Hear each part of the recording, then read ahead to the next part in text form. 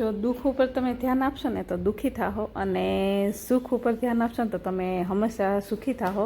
ને જે વસ્તુ આપણે વિચારીએ ને એ આપણા જીવનમાં પ્રવેશ કરી જાય છે. એટલા માટે બસ રોજ પોઝિટિવ વિચારો અને સારા સારા વિચારો કરો. તો જય શ્રી કૃષ્ણ. સૌથી પહેલાં બધાને good morning, welcome to my new vlog. હું છું કૈલાસ અને સ્વાગત કરું છું તમારા બધાનું મારી ચેનલમાં આજના એક નવા અને ફ્રેશ વ્લોગમાં.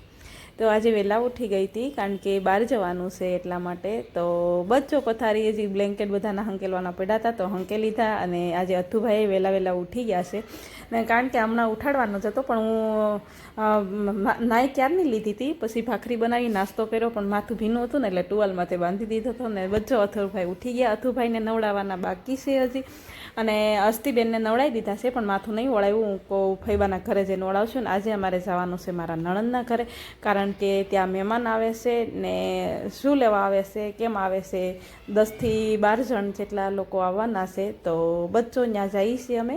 તમે કન્ટિન્યુ વ્લોગમાં રહેજો. મારી ચેનલમાં પહેલી વાર આવ્યા હોય તો ચેનલ સબસ્ક્રાઈબ કરી દેજો, ને વિડીયો ગમે તો લાઈક કરી દેજો.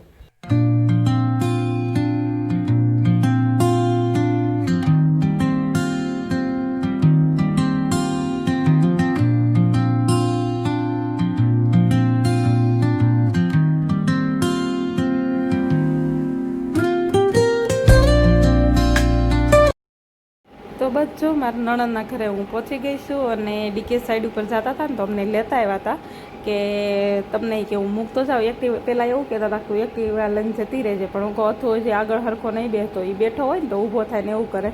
એટલે મેં તમે જાઓ છો એ બાજુ તો અમને લેતા જાઓ. તો કે સારું. તો બચ્ચો અમને અહીંયા મૂકીને એ જતા રહ્યા સાઈડ ઉપર. અને આજે અમારે પનીરનું શાક બનાવવાનું હતું. તો જો પહોંચી ગયા છીએ. ને આ મારા નાના નણંદ છે એ છે, અને મોટા નણંદ કેપ્સિકમ સુધારતા હતા, અને વચ્ચેના નણંદ છે એમાં અમારા કરતાં મોટા છે પણ આમ બીજો નંબર છે એમ. તો બચ્ચો એ ડુંગળી સમારતા હતા. ને બસ સારું હાલો પહેલાં આપણે ગ્રેવી બનાવવાની છે ને એ વઘારી દઈ. તો બચ્ચો ખડા મસાલા નાખી દીધું, જીરું, હિંગ ને એ બધું નાખી અને ડુંગળી નાખી દેવાની. ડુંગળી થોડી પાકી જાય પછી ટામેટાં નાખી દેવાના, અને એમાં થોડાક મસાલા કરી, અને એમાં બીજા મસાલા કંઈ નથી કરવાના, ગરમ મસાલો કે એવું કંઈ નહીં. બસ ખાલી હિંગ, હળદર ને મીઠું એ નાખીને છે ચડી જાય ને એ પછી ગ્રેવી કરવા માટે. તો બચ્ચો જો એ સડે છે ને ત્યાં સુધીમાં આ જે કેપ્સિકમ ને એ નાખવાનું છે ને એ સમારી લઈ.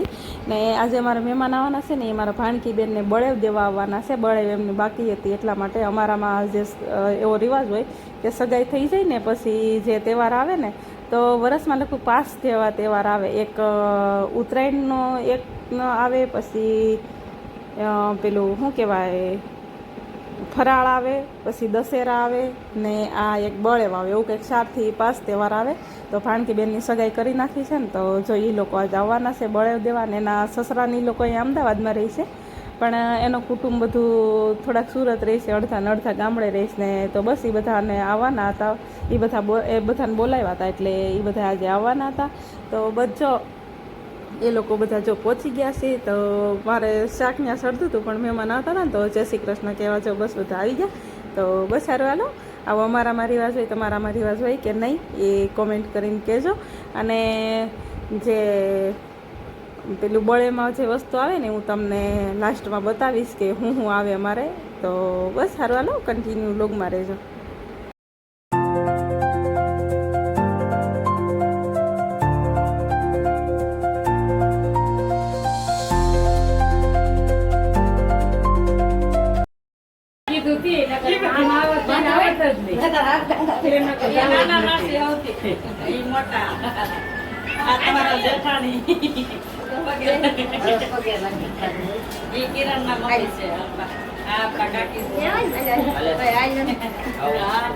મને ન હોય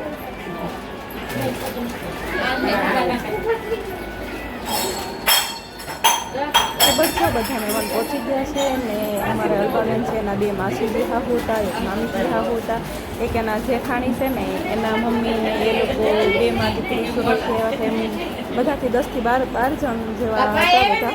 તો બસ કોઈ જેન્ટ્સ નતા બધા લેડીઝ જ હતા. તો બસ સારા હતા બધા. આપણે ચા પાણી બનાવી દેવું, આપણે જે શાક બનાવવાનું છે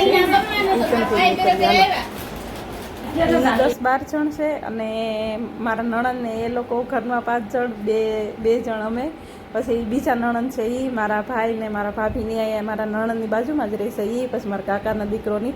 તો બસ અમે બધા એટલા હતા ભેગા થવાના. આજે 30-35 જણાનું સબ્જી બનાવવાની હતી, એટલા માટે 1.5 કિલો પનીર લઈ આવ્યા હતા. તો બજો આજે કઈ રીતે બનાવવું એ તમે એમ તો જોયું છે મારા ઘણા વિડીયોમાં હું બનાવું છું ત્યારે. તો બચ્ચો ભાણકીબેન કરે છે ગ્રેવી કરે છે ને એ ગ્રેવી કરે ને પહેલાં આપણે મહેમાન માટે ચા કરીને ચા દઈ દઈએ એટલે મહેમાન ચા પીતા થાય ને. આ મારા ભાભી છે એ આ મારા નણંદની બાજુમાં રહીશ ને જે નીચે બેઠીને લોટ બાંધે છે ને એ મારા કાકાના દીકરાની વહુ છે ને. આમ મારી દેરાણીની હગી ભાભી થાય. તો મારી દેરાણી છે ને એ મારા કાકાની દીકરી જ થાય છે. તો બચ્ચો આપણે શાક થઈ ગયું છે સરસ તૈયાર. તો જો પેલા કેપ્સિકમ ને ટામેટા ને એ તેલમાં સાતળી દીધું હતું અને જે પહેલાં આપણે વઘાર્યું હતું ને એની ગ્રેવી કરી નાખી હતી. અને 150 કે 200 ગ્રામ જેવા કાજુ હતા એ ગરમ પાણી પલાળી દીધા હતા. તો બસ એની ગ્રેવી કરીને એનો પેસ્ટ કરીને નાખી દીધી ને આ પૂરીનો લોટ બાંધી દીધો હતો, કારણ કે પૂરીને બાસુંદી લાવવાની હતી એટલા માટે. તો બધો જમવામાં બાસુંદી છે, પૂરી છે ને પનીરનું શાક, રોટલી છે, દાળ ભાત છે, પછી પાપડ, સલાડ, કે બહુ બધું યાદ નથી એટલું ને. આ છે ગામડેથી લાડવાની ગાંઠિયા મંગાવ્યા હતા ને. આ મારા અલ્પાબેનના સાસુ હતા એ 2 વેવાયનું બેઠા હતા ને એટલે મેં થોડુંક એનું શૂટ લઈ લીધું. તો બધું આ 2 મારી ભાભી રોટલી બનાવે છે ને આપણું કામ હતું શાક બનાવવાનું, એટલે આપણે શાક બનાવી દીધું છે ને. બસ હાલો હવે પછી થોડીક વાર મેં કીધું એ કે થોડીક વાર તમે મહેમાન જોડે બેસી આવો ને કે પછી કે તમારો વારો પાછો રોટલી કરવાનો. મેં સારું હાલો અમે કામ કરી દીધું, મારું મેન હતું એ હવે તમારે કરવાનું. તો બધા ટાબરિયા વાયા રમતા હતા બહાર કાટલે ને. અહીં શું સરસ આમ ખુલ્લું ગેલેરી છે બહાર. તો અહીંયા છોકરાઓ રમતા હતા. એ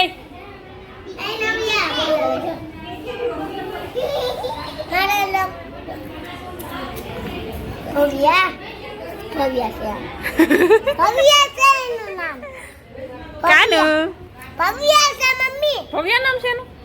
અચ્છા, તારું નામ શું છે? નવ્યા છે તારું નામ? ઓકે, તારું નામ?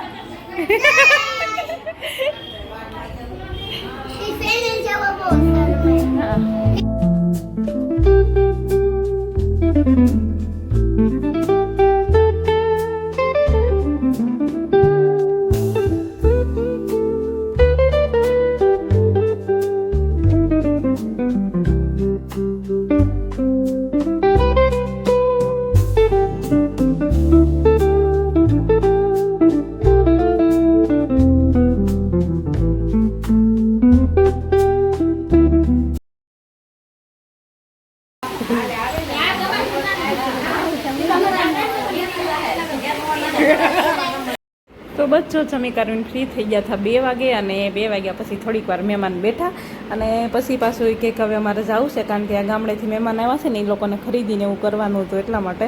તો બચ્ચો પાછા ચા પાણી પીવડાવી દીધા, સોડા પીવડાવી દીધી ને બધો જાય છે.